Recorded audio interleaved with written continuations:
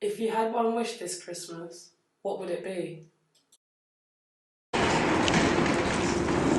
You got 90s! Do you want a lighter? Keep it. Hey Vic, we're out. Hi.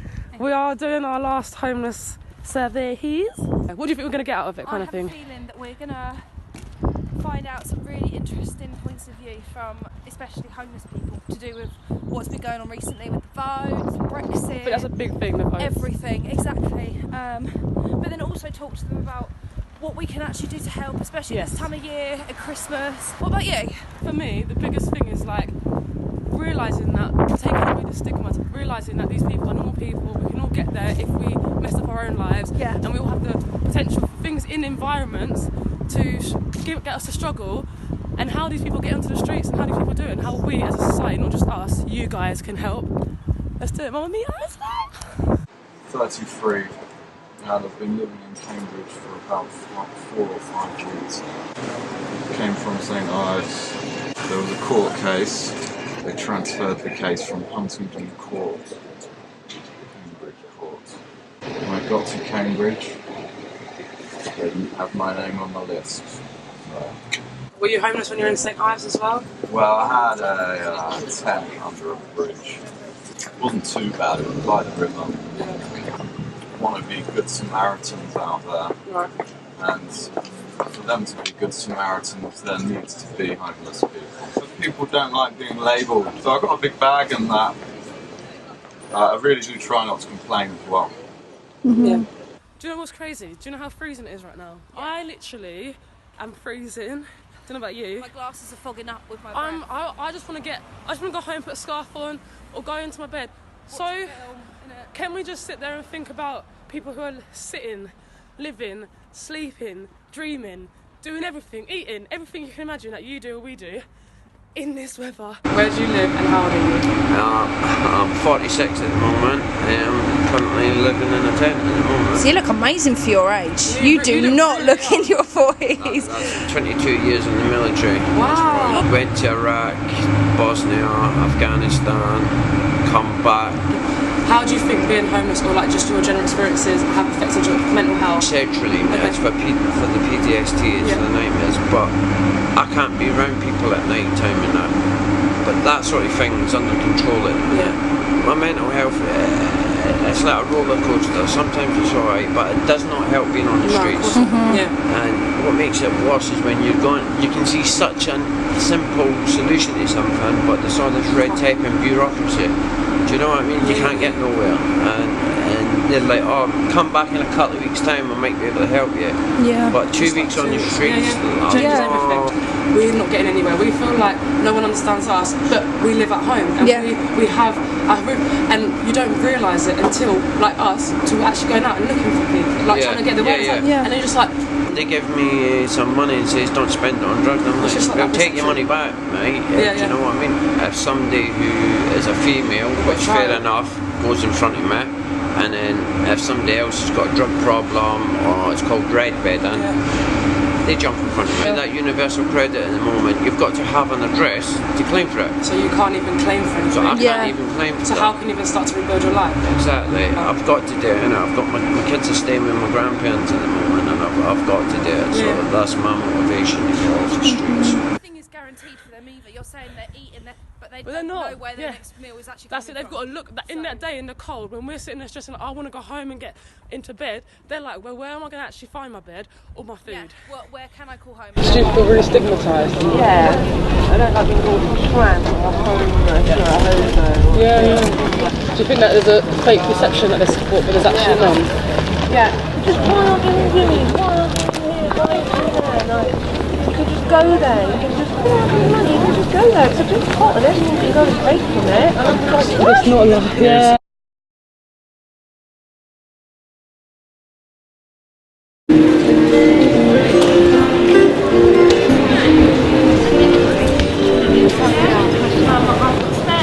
So I found that a lot of the time, you know, homeless people and that, you're being used as a real way to drive votes and say, we'll stop homeless. You guys don't even get a vote at the end of the day. So no, we don't. what's needed to get a voice to homeless people? Kings just had a carol singing service. They raised 15 grand last year, and I think they raised nearly 19 this year, something like that. Yeah. Someone said to me they raised more this year. Yeah. Don't see a penny of it. Yeah. No, exactly. Where does it go? Yeah. Where does it go? They reckon 1% of all charity donations reaches the floor. Where it's at 1%. Red tape. So where does it go? Where's the rest? Red tape sucks it all up. Yeah. Red tape sucks it What do you all mean up. by red tape, sorry? Like to pay wages, to pay things like that. All that donated money goes to their wages, goes to the upkeep of their company. 1% hits the floor where it's needed. That's it. Yeah. They're homeless for many reasons. Some are because they don't want to be found. Yeah. Okay. Yeah. Some are my situation. I got kicked out by the council. I gave up a job in a flat in East London to take care of my mum when she was so ill with cancer. She had a double mastectomy and her bowel removed, and when she died, because I was only there 8 months, not 12 months, the council kicked me out. You know what I mean? I don't drink, I don't do drugs, I don't do nothing. No, I don't do nothing, right? And because I intentionally made myself homeless, that's what the council said, to take care of my mum, they won't help me. I've been going to Jimmy's now for 7 months. And what do you think about the people of Cambridge in comparison to maybe London? So they're a lot nicer, definitely. There's a lot more. Like you got winter comfort, you got the ladies that come around at night time who help you out. It's just more personal. What's the biggest stigmatisation that you think you found? Junkie. Yeah. Junkie. I'm a junkie. I'm not a junkie. Drugs, Yeah. I'm not a junkie. No, exactly. And then the ironic thing, if you don't have an addiction, You can't get that's the worst part we found out. Exactly. Infuriates me. It's when Daz told me that I just couldn't believe it. Isn't that backwards? That's crazy, man. And if you do have an addiction, you do get, and where I don't drink, I don't do nothing, I'm just classed as nobody. I don't deserve to be helped because I haven't got the needs of the next person, but, We'll give you a leaflet as well. She's obsessed with dogs, so she probably won't.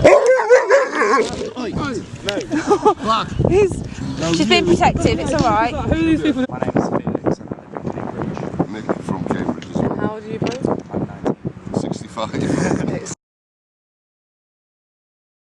So on a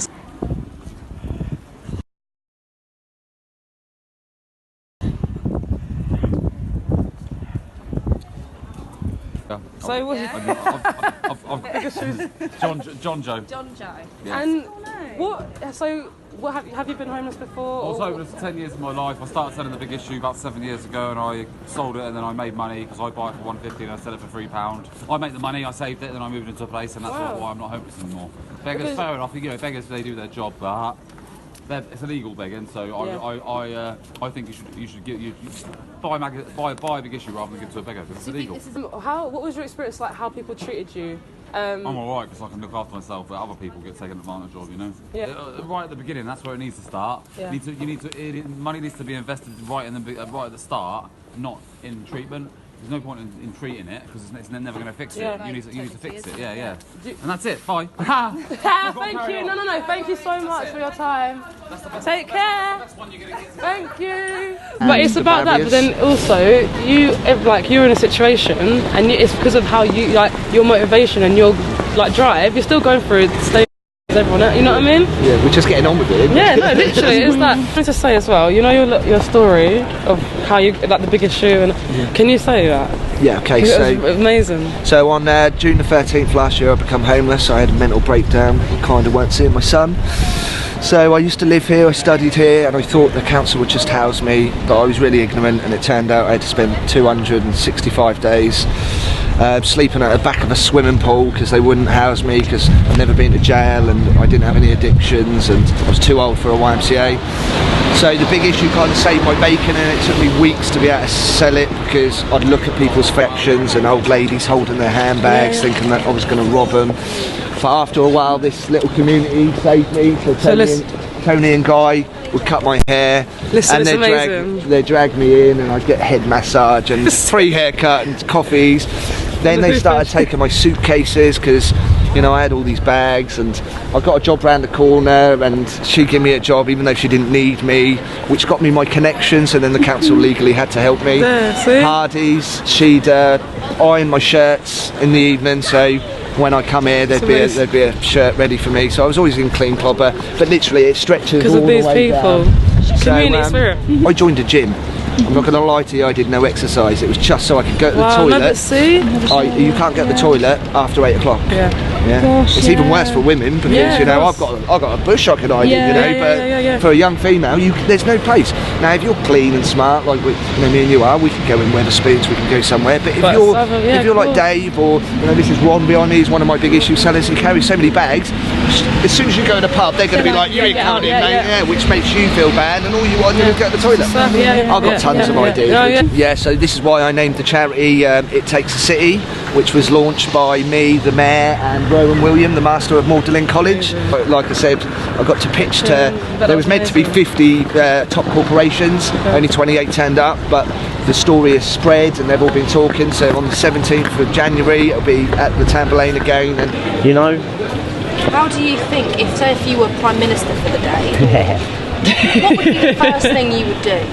What would you change? It wouldn't be homelessness that I'd attack. That one thing I'd do would be to help the country rather than help one set of people.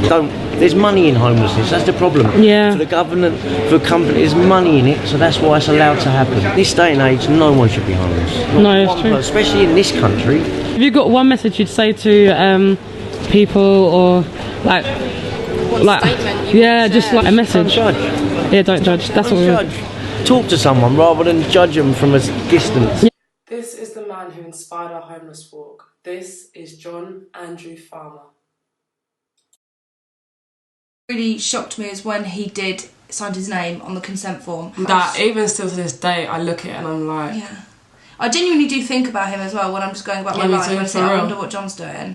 It's time for you to finally meet him. At the moment, and I'm 51.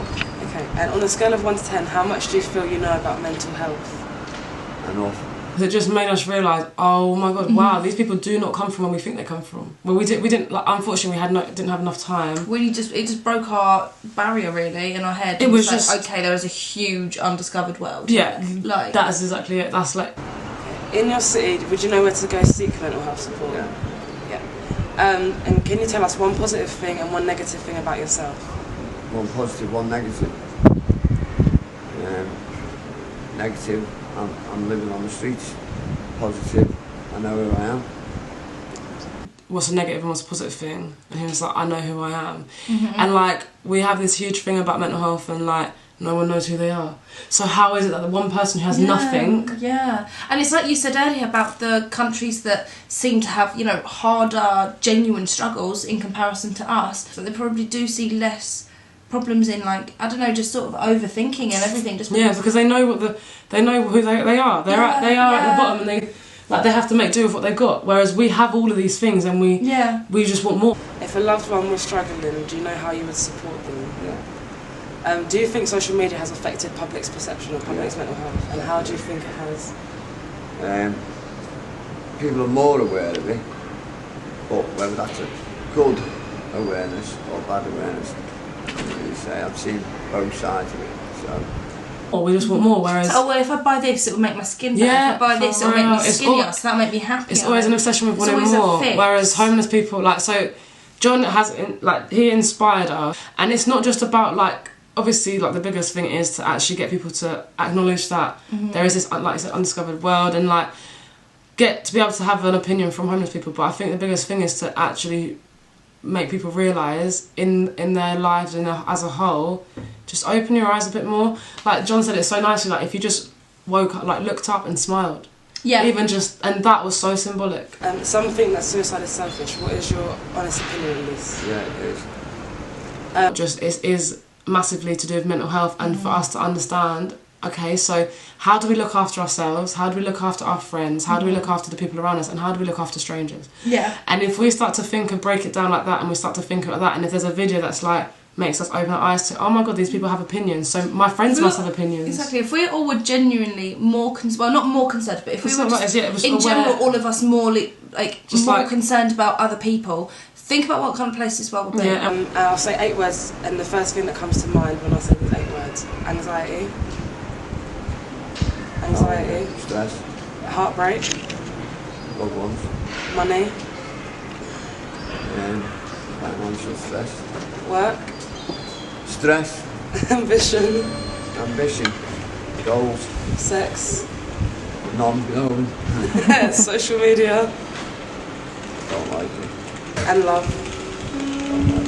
And the thing is, it's funny because when we went to go interview him, we actually had like 4 minutes on a car meter. Yeah.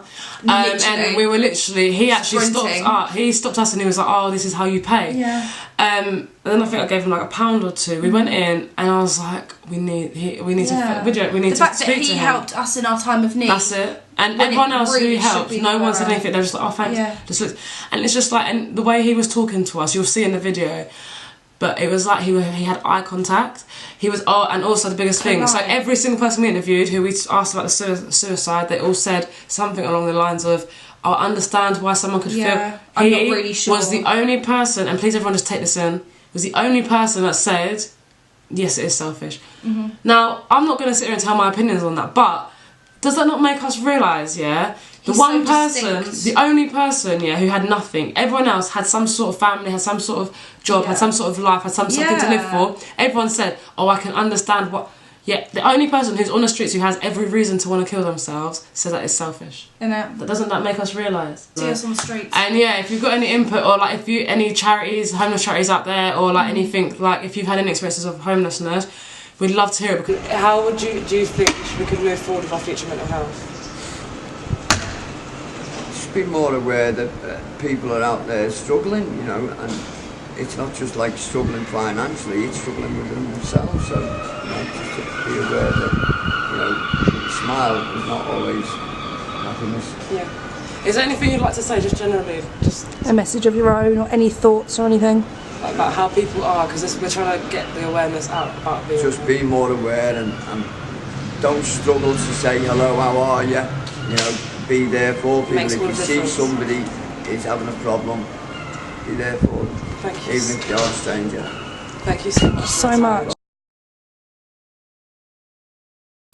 I mean, it's sort of one of those social experiments where I really want to do it like a Darren Brown thing. Yeah. Where everyone, you are not allowed to ever think about yourself. You think, oh, she wants to sit down, you're allowed to sit down. But then someone will see me sit up and then they'll be like, oh, sit down. And everyone... chain reaction. Exactly. Subscribe.